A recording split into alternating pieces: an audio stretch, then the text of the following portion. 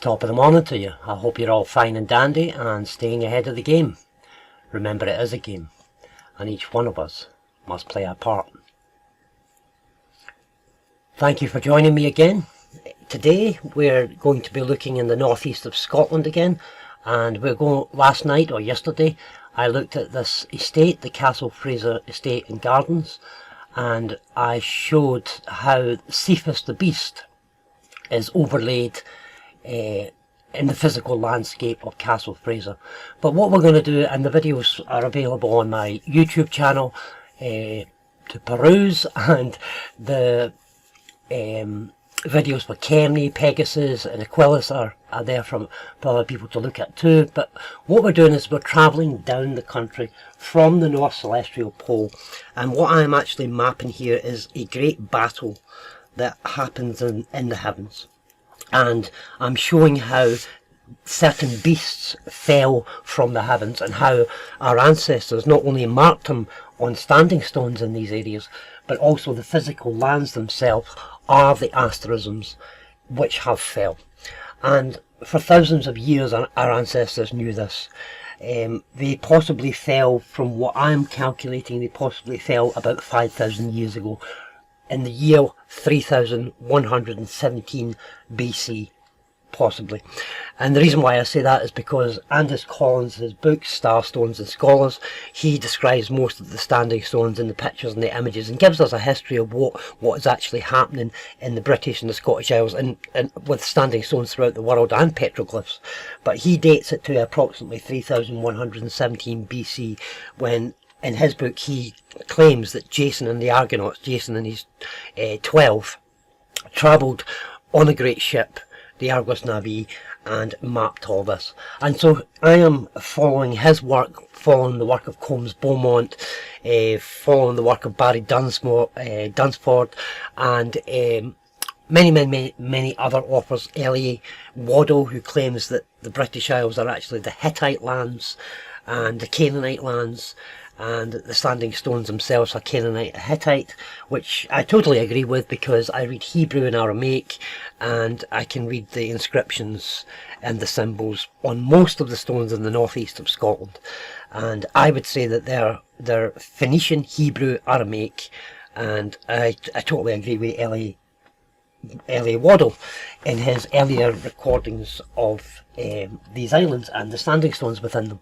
So we're looking at Sauchen in Aberdeenshire, just south of the Castle Fraser Estate, and this is the next stage of where the beast, Cetus the Beast, fell. And it's quite amazing, because you should be able to see the beast there, the outline of a head, the outline of an arm, or the paws, and so on. And if we just put this fader in, we should be able to see that all these stars are on specific locations within the area of Sauchen, Linton Mains, Old Kinnerny. And the quarry here at the back of Old Kinnerny is where they have quarried the tail, and you can actually see the fin. The road up here is the fin. It still exists today, this shape over Sauchen. So this is the fall of Cetus the Beast, the Kraken, who tempted Chava, who tempted Eve, who took away the life of man. And we can see here that even this harp can be seen with the stars on this field here, in this farmland here. So if I take this away, we can actually see that this should probably be round a bit, but it's as close as I'm going to get it at the moment. I'll stretch it just a little bit onto, so they take the exact shapes in most cases, and Sauchen is the mouth and the face of the beast. And so you have this farm, here's this farm with the eye right there. See, everything perfectly aligns. And we have the Sauchen houses, farmhouses, Kirkstyle garage. We have the Linton Mains estate with all the stars on the estate here. You can see the estate houses, and again, this should be in a little, but as I've said in previous videos, you cannot get it perfect, absolutely perfect, because Yes, they were created by the Almighty, and these maps were created by the hand of man. But here we have Cetus the beast en route down again from the North Celestial Pole, being cast down from this northern area, where this great battle in the Drum of Heaven was carried out by the Tuath Danann, the Council of the Gods, and with them many beasts fell and went down into Ireland. And this is why we see people are asking me why we've got this Irish harp, because these are the beasts who fell with Cetus. Angels, angelic beings fell from Lyra, and from these various houses, the sculptor and the Fornux, and they all took an allegiance to the great beast of heaven, which is what the Bible talks about, which will be destroyed in the end of days. But what we are seeing here is what our ancestors also mapped out on standing stones, because all these areas will have standing stones immediately in the area. So for example, here we have at Midmar there are quite a few standing stones in this area, but there's an ancient settlement down there, just under the tail of the beast. And yeah, and all these stones that are around about are actually marking, they're marking, so we look at the Korsky Pictish symbol. Let's go online and see if we can find this symbol. Let's go back to that verse. The reason why Jesus, there's a verse here that I was looking at earlier on. Jesus the Christ says, "Verily I say unto you, whatever ye shall bind on earth shall be bound in heaven, and whatever you shall loose on earth shall be loosed in heaven." Now that's quite interesting, because whatever you bind on earth will be bound. And this place Sauchen, this little place Sauchen, that word means to bind up using willow. And here we have the head of the beast being bound up. So the words, when Jesus says anything you bind on earth will also be bound in heaven, he's talking something far deeper here, because Sauchen is the word willow. It's the Scots word for willow, and willow is what we use to bind up and to tie things together and to make furniture and stuff. But you bind it, you wrap it, and it binds things together, and our ancestors used it. So the name of Sauchen is bound up. The head of the beast is bound up. It's quite amazing, huh? These names. So yeah, what I was going to look at, sorry, I got sidetracked there, the Netherkorsky Pictish stone. So let's see what is on this stone, because whatever's usually on the stone is depicting what is just in front. So Cetus the beast is there, and what we have on the stone, we don't seem to have Netherkorsky stone anywhere. Okay, maybe I'll leave that for another day. But yeah, that'll do. I hope you've enjoyed this, and you'll continue on this amazing journey. Thank you.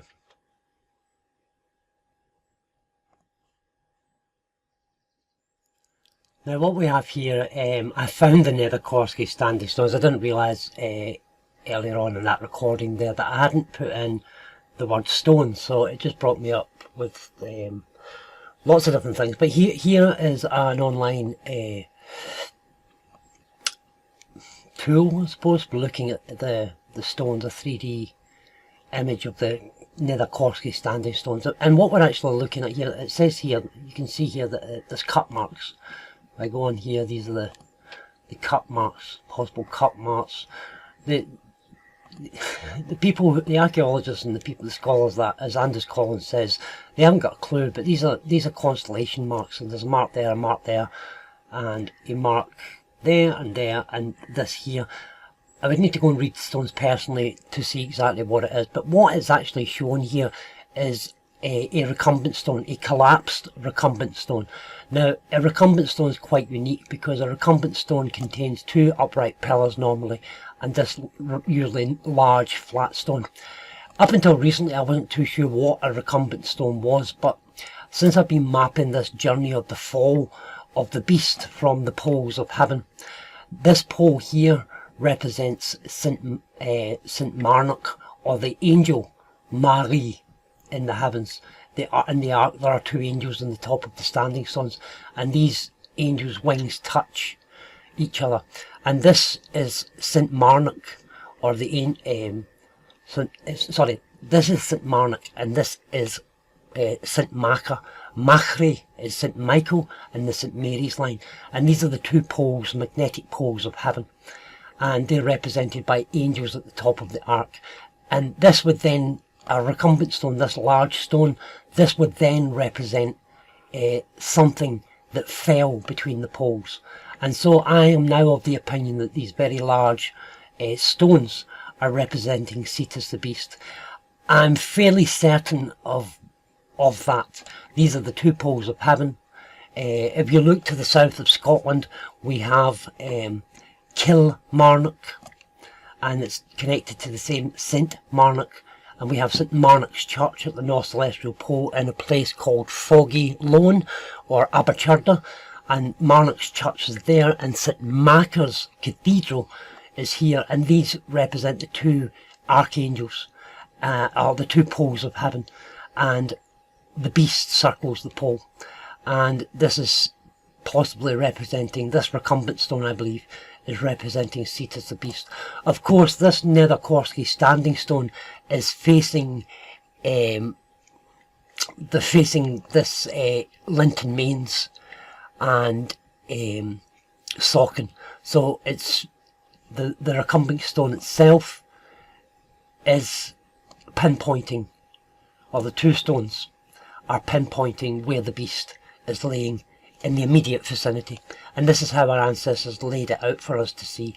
And these markings on the stones are the celestial markings of the heavens. Of course, I can't really tell by, I've actually been to this stone many years ago, but I would need to go back again with new knowledge and feel the rock and read this. But this is clearly an asterism. They call them cut marks, and it's showing you the fall of the beast and the dragon and the other, the multi-headed, the many-headed beast, as it fell from the many estate in Aberdeenshire, and from the North Celestial Pole, where the Tuath Danann also fell from. So I've stuck this in the end, and this is called a recumbent stone, and Aberdeen is littered with them. There's literally 200 to 300 recumbent stones, but these recumbent stones are marking St Marnoch, or the angel Mary, and the angel St Macha. And the word Macha, Saint Macha, Saint Macha is also Saint Kentigern of Glasgow.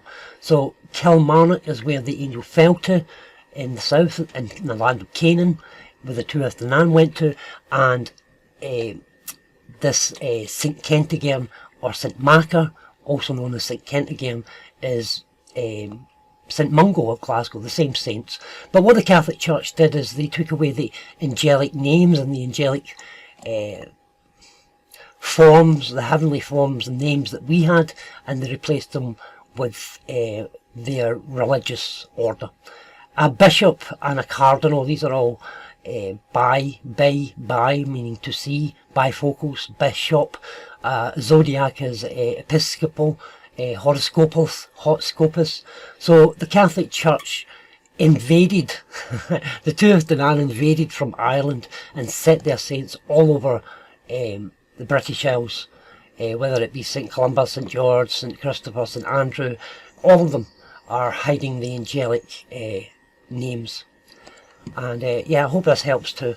A lot to take in, a lot to absorb, but these things we must know so that we cannot be deceived anymore.